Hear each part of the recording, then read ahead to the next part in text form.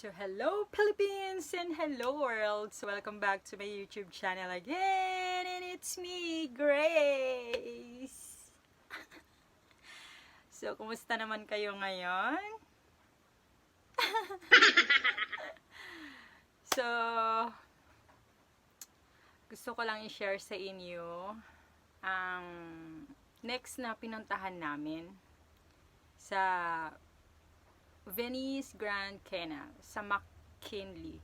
So, bago ko i-share sa inyo ang napakagandang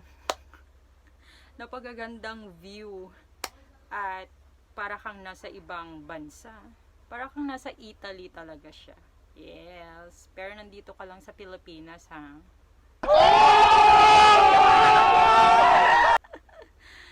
Pero bago yon, gusto ko lang i-share sa inyo yung isa pa niyang regalo sa akin ni Big Boss, ang aking princess. OMG, ito talaga yung gustong gusto ko. Favorite ko talaga siya na shop.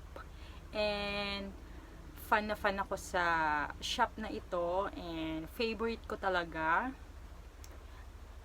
ang shop na to. Bakit puro na lang shop? Store. Favorite ko talaga siya. So, tapos mahilig talaga din ako sa shoes. So, ayun, shoes at saka bags. Yun, mahilig ako. Hindi ako masyado sa mga damit. So, ayun na nga. Kasi akala ko shoes yung ireregalo niya sa akin that time nung sinurprise nga nila ako sa QC, diba? Ano pala? Ito pala, necklace at saka itong earrings. Ayan. Ito yung gift niya sa akin nung birthday ko. Tapos, nung nagpunta nga kami ng Venice, tapos sabi ko, ito lang yung shoes ko sabi ko kasi yung puti na lagi ko nang sinusuot. Meron pa naman akong isang shoes pa dyan na Nike, kaso nga lang hindi siya pang gala. Yes.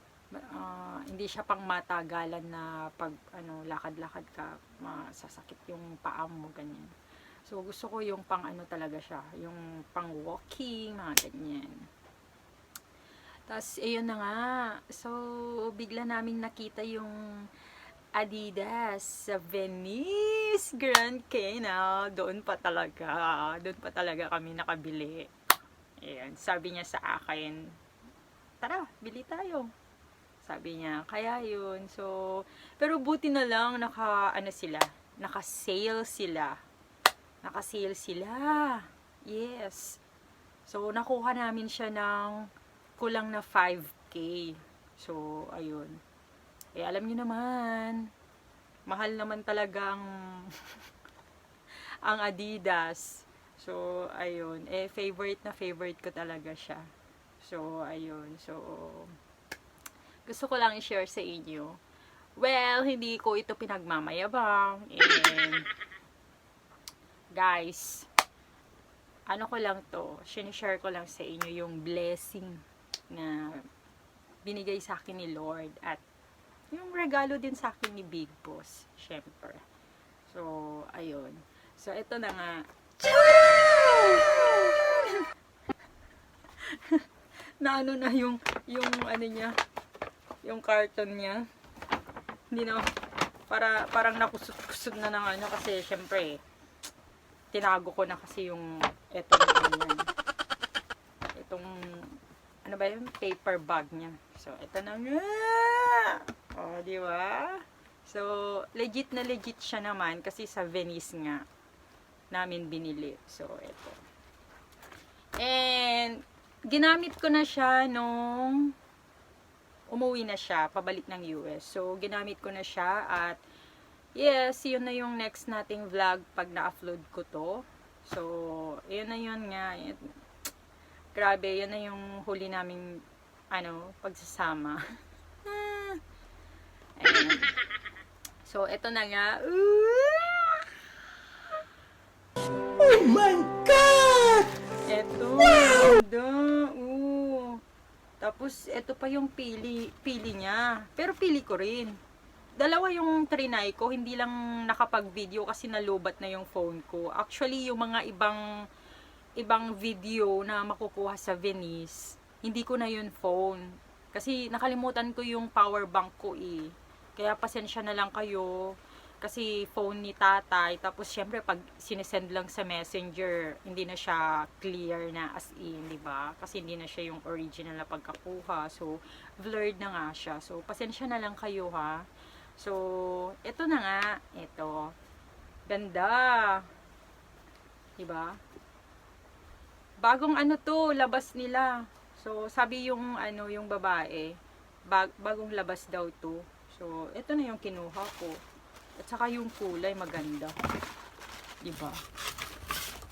Pwede sa lahat ng damit. Oh, 'di ba? Yes. 'Di ba? Ang ganda niya. Oh my goodness. Eee. Kaya grabe. Napaka-sweet niya talaga. Wala na akong masasabi. Grabe. Ay, nako. Pero, sa another vlog ko na naman, i-share ko din sa inyo yung regalo ko din sa kanya. Actually, meron na akong gift sa kanya nung birthday niya, diba? Kung napanood nyo. Siyempre, yung mga t-shirt, shorts, sa pen shop, ganun. So, kasi wala siyang masyadong inuwing damit niya dito kasi puro pasalubong yung mga inuwi niya. And sinabi ko rin sa kanya na okay lang, bili na lang tayo dito, sabi ko sa kanya. Kaya ayun, binilhan ko siya ng boxer niya, tapos yun nga tsinelas kasi hindi ko na rin siya pinag-uwi ng kanyang tsinelas pala. Tapos yun. Tapos, sabi ko sa kanya, bili tayo dito ng t-shirt and shorts para may magamit ka. Sabi ko, kaya yun. So, yun yung gift ko sa kanya nung birthday niya. And, syempre, sinurprise ko pa rin siya, diba, sa uncle, diba, kung napanood niyo. Ito. Ayan. So, eto naman, etong gift ko na to, gusto ko kasi na suot pa rin niya everyday karon para lagi tayong naaalala. Ayun. So, bale, pinagpili ko pa rin siya nung pumunta kami ng SM sa Baguio. So, doon, pinagpili ko siya. So, basta, share ko na rin sa another vlog na naman yun. Yun yung malupitan kong regalo din sa kanya. Siyempre, hindi lang siya yung nagbibigay. Tayo din. Kailangan tayong magbigay. Diba? No. Hindi dapat tayo take ng take. Dapat give and take. Diba? So, eto na, i-share ko na sa inyo itong best tourist spot dito sa Philippines, dito sa Manila. And matatagpuan lang naman siya sa McKinley. Yes. And yung mga pagkain, may mga Italian food, mga ganyan. Meron din pa rin namang Shakey's, Jollibee, McDonald's. So, ayun, parang doon ata yung mura, yung mga Jollibee, McDonald's, yun. Yung mga ibang restaurant, mga mamahalin ng restaurant, yung mga nandun. Tapos mga store na mga mga branded nandoon din. Ayun. Tapos ang ganda doon, grabe, para ka talagang nasa Italy. Grabe. So hindi na kami nagbangka kasi wala na ding time, alanganin na din. So syempre uuwi pa kami ng Quezon City. Mata-traffic pa kami sa Commonwealth. Kalain mo, umuwi kami ng 4, tapos nakarating kami doon 6:30 na. Sa sobrang traffic. So, hindi na kami nakapagbangka. First time din dito ni tatay. Pero ako, bali second time ko na siya. Kasi nung nagbakasyon ako galing Saudi, eto siya Ayan, kasama ko rin dyan si Mother. Si Mama El. Ayan. Dyan ko rin siya pinasyal noon. Actually, lahat naman kami pumunta na ng Manila, kaso nga lang, si tatay at saka si brother, nagpaiwan sila doon kila tita, so, yun. Kaya kami-kami lang, kila tita, si mother, tas ako. Yan. Kami lang yung namasyal doon. And maganda rin siya as in paggabi. Mas maganda pala siya paggabi, and mas madaming tao paggabi. Pag umaga, tanghali, hapon, konti lang. So, ayan. So, please don't forget to like and subscribe. And please click the bell button para updated kayo lagi sa aking mga darating na videos. And always remember, life is beautiful! Eto guys, napakaganda at pwedeng-pwede nyo siyang puntahan anytime. Kasama ang inyong mga pamilya, kaibigan, lalo na yung mga bata. Matutuwa sila. Kasi meron din dito yung mga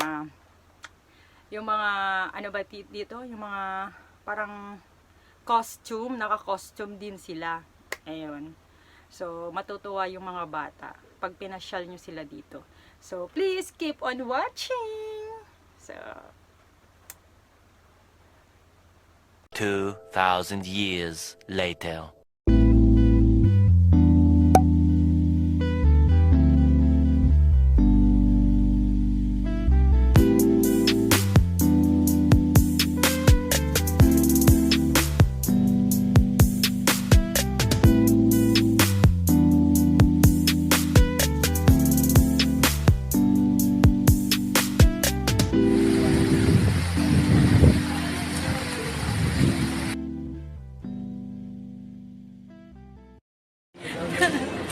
ha? Garaw ka!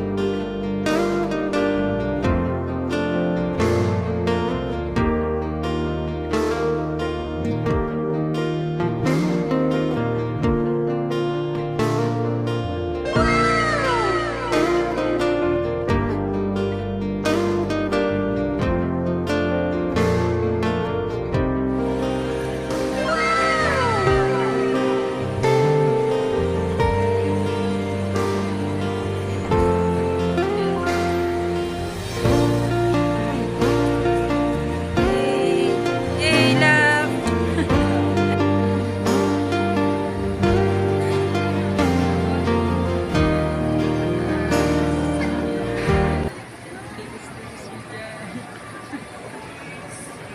Rose ka at tuwi na mo mahal. Hindi ka pa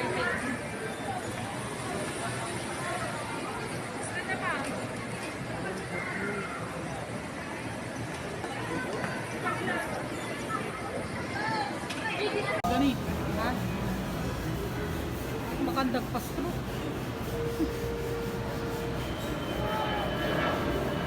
Baka hindi sila magpapasok.